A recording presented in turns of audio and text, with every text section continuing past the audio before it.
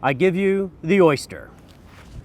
It might seem an unassuming little mollusk, but this precocious little bivalve can filter up to 1 gallon of water an hour.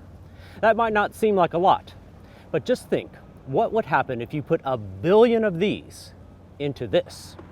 That's exactly what the folks at the New York Harbor School, located on Governor's Island, are trying to do with the Billion Oyster Project. Well, the goal is to restore a sustainable oyster population into New York City, and in the process connect hundreds of thousands of young people and educate them about the ecology and the history of New York Harbor through hands-on restoration-based education. Restoring 1 billion oysters by 2030 is an ambitious goal, but one that could have huge environmental benefits. The actual standing volume of New York Harbor was 74 billion gallons. And if adult oyster filters 1 gallon of water an hour, 1 billion oysters would be 24 billion gallons of water a day, which means that theoretically the standing volume in New York Harbor would be filtered once every 3 days. Oysters are a keystone species. So unlike other shellfish, oysters build their own habitat, so they grow on top of each other and build these large reefs that provide all the habitat for different animals. So in New York Harbor, they were the backbone of the ecosystem. So by putting them back, you create the opportunity for all these other animals to come back. The students at the New York Harbor School are the real muscle behind the project. They learn everything about maritime careers, from aquaculture to seamanship. Working in this environment opens the students up to careers they might not have otherwise considered.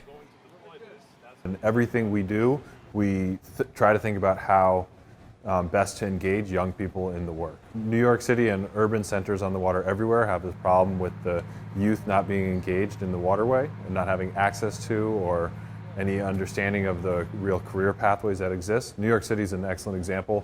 The port employs 300,000 people and only 12% of them went to public school in New York City.